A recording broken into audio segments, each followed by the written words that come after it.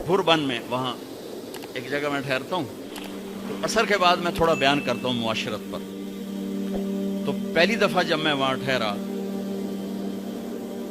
8वें दिन इमाम मस्जिद की बीवी आई हमारे पास, मेरी बेगम के पास, कि जी बेगम साहब, मैंने आपका और मौलाना का शुक्रिया अदा करना है कि आज मेरी ज़िंदगी का पहला हफ्ता है मेरे खामिद ने मुझे मारा नहीं, पहला हफ्ता। और 10वें दिन इमाम साहब खुद आ गए, कहा मौलाना साहब हमें पता ही नहीं था ज़िंदगी कैसे गुजार।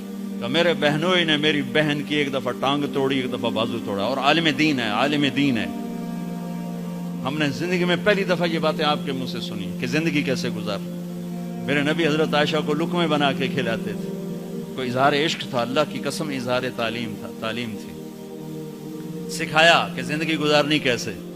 उनको आटा गूंद के देते थे, चूँकि अभी शुरू शुरू में उनको आटा गूंदना नहीं आता था, तो आटा गूंद के देते थे। और अरब बड़ी बड़ी बोटियाँ पकाते थे, तो हज़रत आयशा बोटी उठा के ऐसे नोचती और फिर रख देती।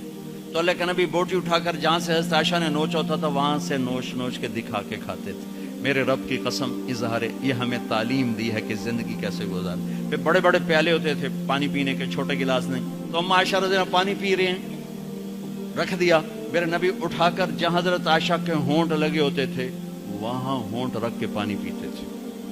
जिस हस्ती ने अल्लाह को आंखों से देख लिया हो उसको किसी चीज की रग़बत हो सकती है?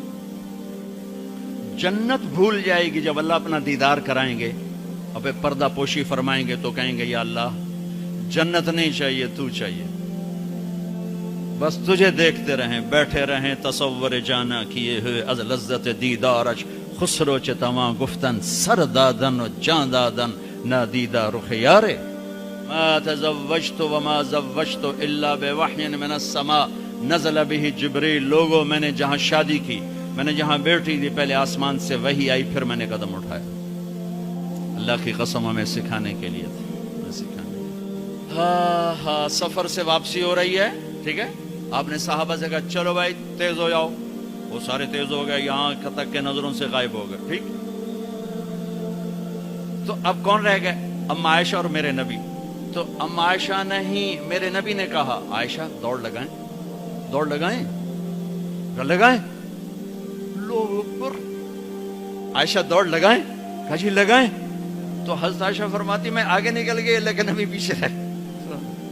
फिर कुछ अरसा गुजर गया, कई साल गुजर गए, फिर एक सफर से वापसी हो रही। आपने कहा हाँ भाई आगे जाओ, वो सारे आगे जा गए, उछल हो गए। आपने कहा आयशा दौड़ लगाएं, कहा जी लगाएं। तो कहा उन दिनों में मोटी हो गई, तबद्दंत का लफ्ज मुझे याद है, कहा मैं मोटी हो गई थी।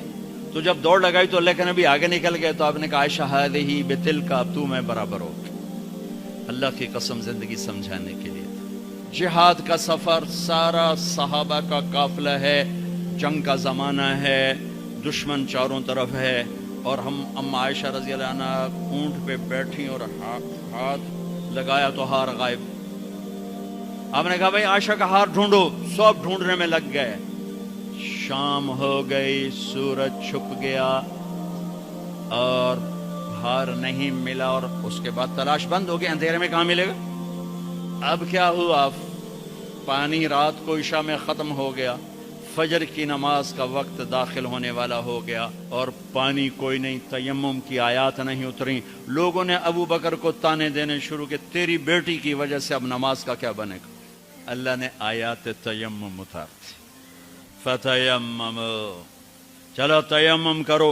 अब सारे सहाबा में खुशी की लहर, और साद बिन उबादा कहने लगे ए आले अबू बकर, ये पहली तो नेमत नहीं है जो तुम्हारे घराने के तुफैल हमें मिली है, इससे पहले भी बड़ी नेमतें तुम्हारे घर की तुफैल हमें मिली हैं। अल्लाह ने तयम्मुम की आयत उतार। मेरे नबी ने काफिले को नहीं चलाया, यहाँ तक कि हजरत आयशा ने कहा अच्छा या रसूलल्लाह अब चलें, हार को छोड़ें। फिर मेरे नबी चले, और जब ऊंटनी को उठाया तो हार उसके नीचे पड़ा हुआ था, वो सारा बाहर ढूंढते रहे, हार नीचे चला गया था गिर कर। ये मेरे नबी की जिंदगी है।